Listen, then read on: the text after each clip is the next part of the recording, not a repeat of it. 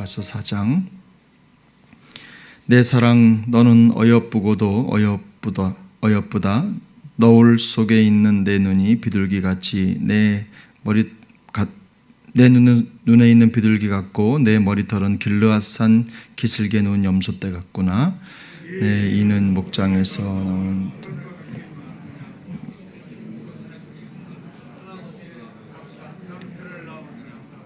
내 입술은 홍색 실 같고 내 입은 어여쁘고 너울 속에 내 뺨은 석류 한쪽 같구나. 내 목은 무기를 두려고 건축한 다윗의 망대 곧 방패 1000개 용사의 모든 방패가 달린 망대 같고 내 두 유방은 백합화 가운데서 꿀을 먹는 쌍태 어린 사슴 같구나. 어린이가 물고 그림자가 사라지기 전에 내가 몰약산과 유양의 작은 산으로 가리라. 나의 사랑 너는 어여쁘고 아무 흠이 없구나. 내 신부야 너는 레바논에서부터 나와 함께 가자. 아마나와 스닐과 헤르몬과 곡대기에서 사자굴과 표범산에서 내려오너라. 내 누이 내 신부야 내가 내 마음을 빼앗았구나. 내 눈으로 한 번 보는 것과 내 목의 구슬 한 꿰미로 내 마음을 빼앗았구나.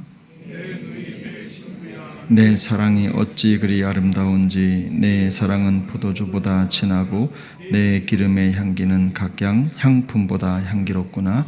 내 신부야 내 눈에서는 꿀 방울이 떨어지고 내 혀 밑에는 꿀과 젖이 있고 내 의복의 향기는 레바논의 향기 같구나.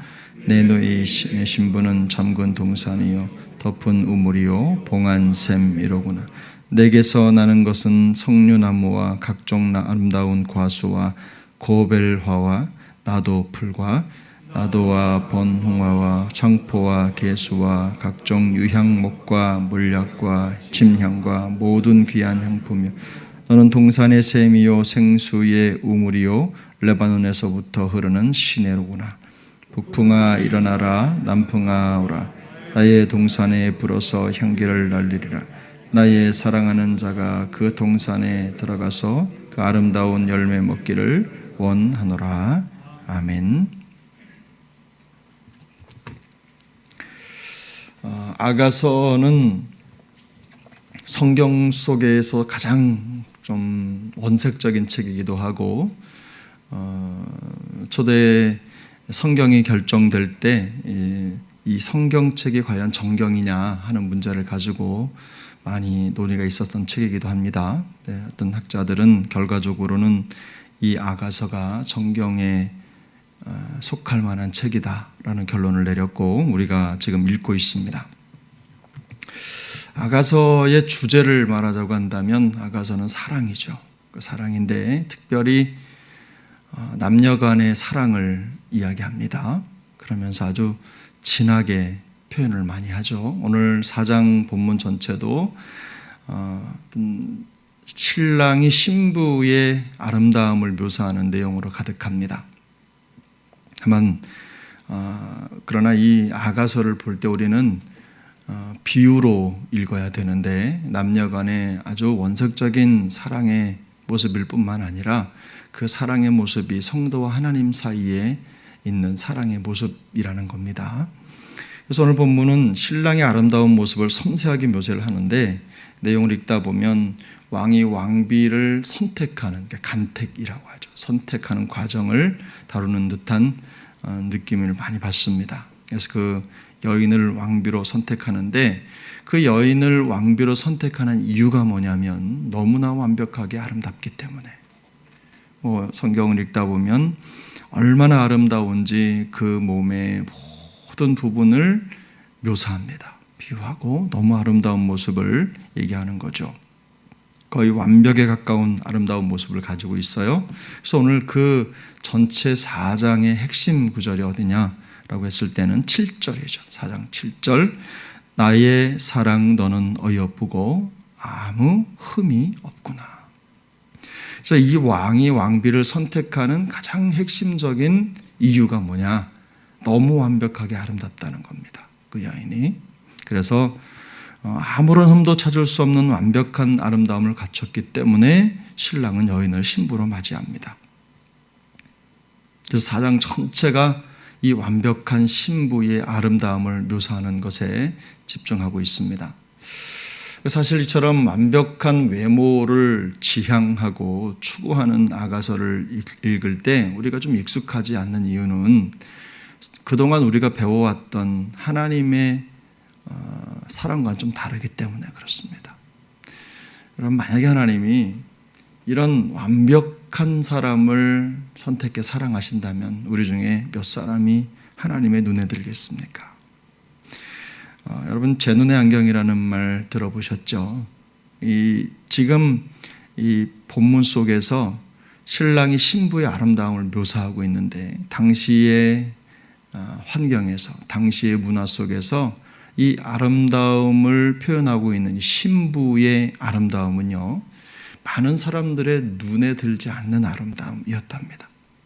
그래서 이 왕이 이 신부의 아름다움을 볼 때는 어떤 기준이냐? 바로 그 신랑, 왕의 기준으로, 모든 사람이 똑같이 보는 기준이 아니라 그 왕이 볼 때 그 여인이 그렇게 아름답다라는 거예요.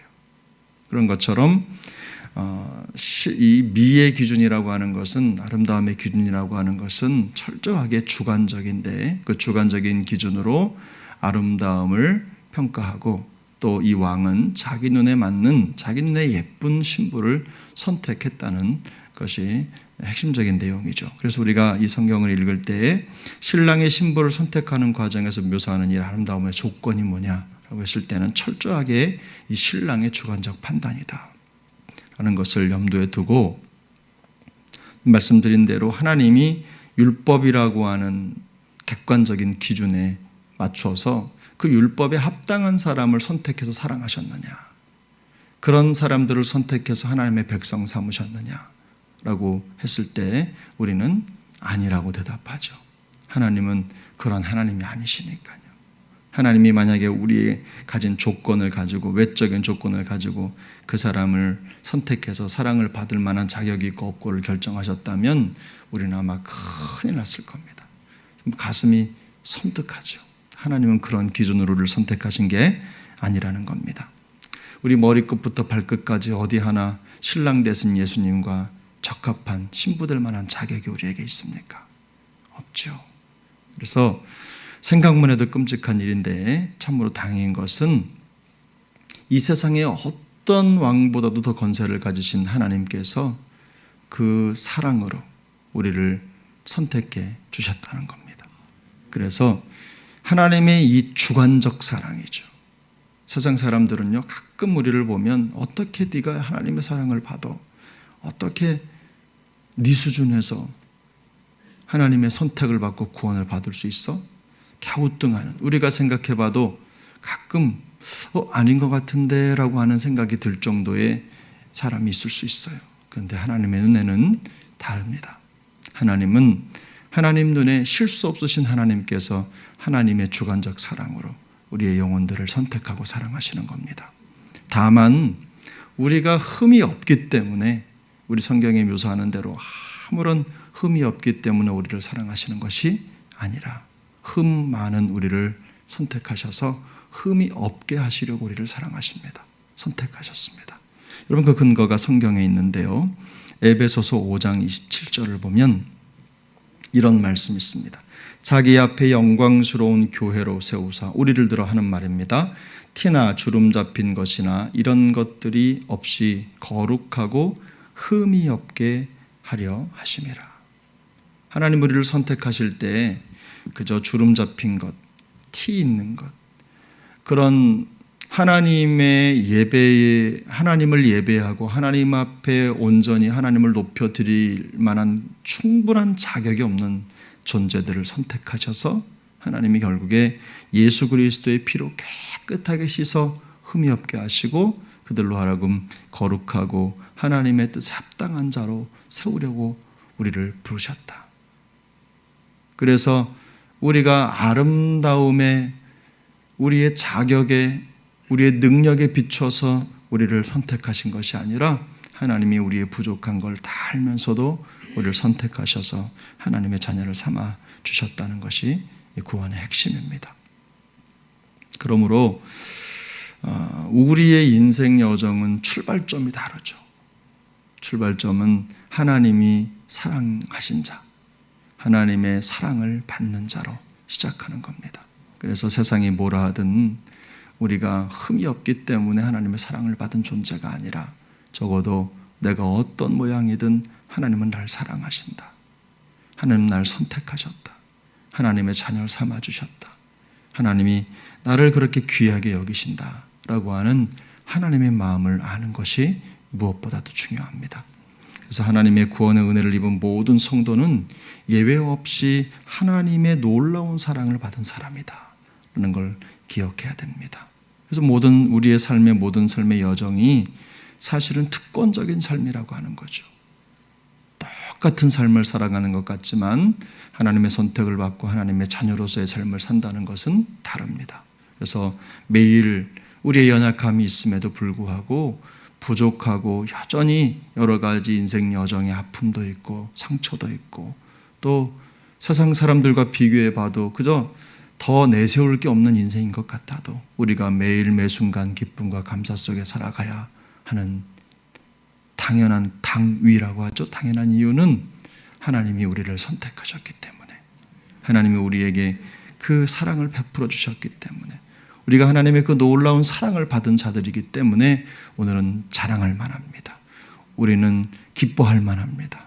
우리는 감사할 만합니다. 그래서 오늘 하루의 모든 삶의 여정이 이런 사랑을 받은 사랑의 수혜자로서 기쁨과 감사로 충만한 여정이 될 수 있기를 예수님의 이름으로 축복합니다. 기도하겠습니다. 은혜로우신 하나님 아버지 감사합니다. 오늘도 우리에게 복된 한날을 허락하시고 하나님의 사랑받은 자로 또 하루를 살아갈 수 있도록 도와주신 것 감사합니다. 하나님, 우리 개인적으로 우리 자신을 생각하면 어떻게 이런 내가 하나님의 그 놀라운 사랑의 수혜자가 될 수 있을까? 어떻게 부족한 나의 모습이 하나님의 사랑에 눈에 띄었을까 하면 얼마나 모든 것이 감사한지 모릅니다. 하나님, 오늘도 하나님의 놀라운 사랑의 능력을 입은 자로 하나님 특권을 누리고 있다는 사실을 기억하고 감사하며 찬양하며 기쁨으로 살아가게 하여 주옵소서. 하나님, 우리가 어떤 일을 만나더라도 하나님 우리를 사랑하신 그 놀라운 사랑을 기억하면서 그 사랑의 능력으로 거뜬히 이겨내고 견뎌낼 수 있도록 주님 도와주시고 그 사랑을 입은 하나님의 사람으로 오늘도 승리할 수 있도록 은혜를 베풀어 주옵소서. 예수님의 이름으로 기도하옵나이다. 아멘. 하늘에 계신 우리 아버지여, 이름이 거룩히 여김을 받으시오며 나라가 임하시오며 뜻이 하늘에서 이루어진 것 같이 땅에서도 이루어지이다. 오늘 우리의 일용할 양식을 주시옵고 우리가 우리에게 죄 지은 자를 사하여 준 것 같이 우리 죄를 사하여 주시옵고 우리를 시험에 들게 하지 마시옵고 다만 악에서 구하시옵소서. 나라와 권세와 영광이 아버지께 영원히 있사옵나이다. 아멘.